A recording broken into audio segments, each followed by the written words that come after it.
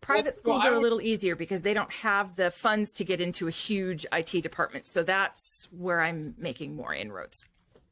Yeah, as far as the public side, I mean, I would say to try to get your foot in the door is I would go on LinkedIn. And like, for example, I have the paid LinkedIn account, which is $59 a month, and allows you to find out who's in that department and really who's the head of it, who's the director of IT for the school. And then you can just LinkedIn them. Okay. And the success rate that I've had out of that, being able to get, Walmart accounts and in the airports and that kind of stuff just because of LinkedIn. So I would look at your LinkedIn account, make sure it's uploaded pretty good, and then I would try to start searching.